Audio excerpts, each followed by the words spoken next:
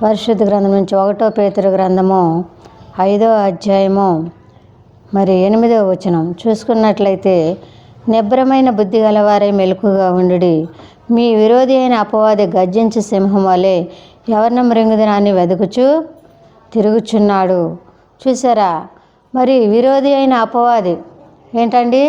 ఈ విరోధి అయిన అపవాది ప్రతి కుటుంబంలో, ప్రతి జీవితాల్లో, లేకుంటే ప్రతి ఒక్కరిలో గర్జిస్తూ, సింహం ఏ విధంగా గర్జిస్తూ తిరుగుతూ ఉంటుందో మరి ఆహారం కోసము, అదేవిధంగా ఈ యొక్క అపవాది కూడా ఏ విధంగా తిరుగుతున్నాడండి?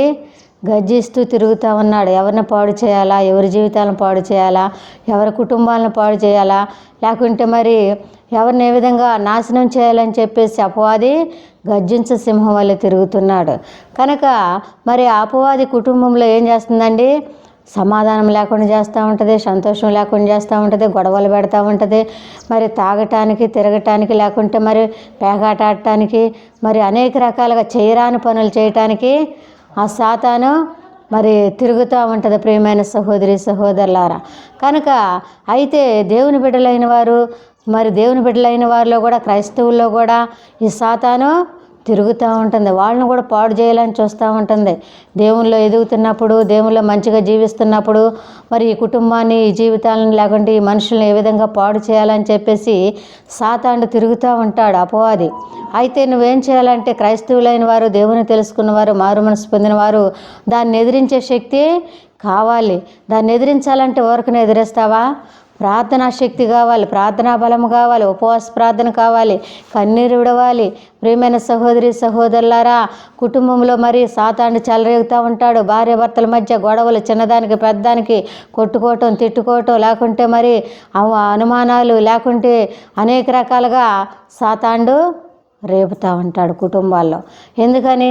వీళ్ళని పాడు చేయాలి, వీళ్ళ కుటుంబాలను పాడు చేయాలి, దేవుళ్ళు ఎదగకుండా చేయాలి, లేకుంటే దేవుళ్ళు సాగకుండా చేయాలి అని చెప్పేసి సాతాను తిరుగుతూ ఉంటాడు. కాబట్టి ఆ సాతాన్ని ఎదిరించే శక్తి ప్రతి ఒక్కరికి కావాలి. ప్రార్థనా శక్తి ద్వారా దాన్ని ఎదిరించగలవు, ఉపవాస ప్రార్థన ద్వారా ఎదిరించగలవు, లేకుంటే దేవుడు చెప్పింది చేయటం ద్వారా ఎదిరించగలవు ఆ సాతాన్ని.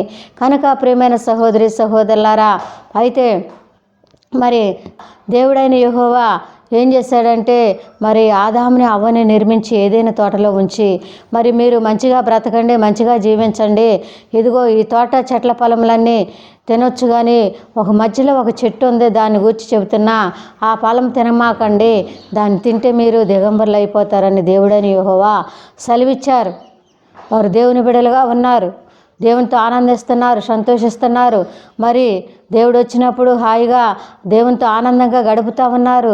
వారి జీవితాన్ని, వారి బ్రతుకుని ఆ విధంగా గడుపుతున్న సమయంలో ప్రియమైన సహోదరి సహోదరులారా, దేవుడైన యెహోవా లేనప్పుడు ఆ సాతాను వచ్చి అవ్వమ్మతో చెబుతా ఉన్నది, దేవుడు చెప్పాడా, ఇది నిజమా, మరి అదంతా ఒట్టిది, ఇగో మీరు ఈ పండు తిని చూడండి, మీరు ఏ విధంగా ఉంటారో, మీ కళ్ళు తెరవబడతాయి అని చెప్పేసి మోసయుక్తమైన మాటలు చెప్పింది సాతాను.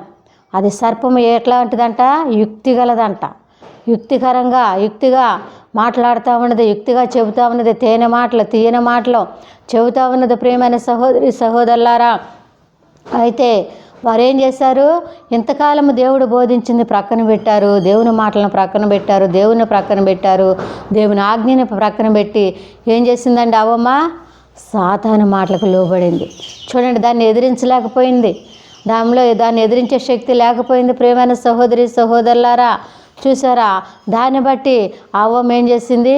ఆ పండు తినొద్దన్న పండు తిని మరి మరలా తన భర్తకు కూడా తెచ్చి ఇచ్చినట్లుగా చూస్తా ఉన్నాం.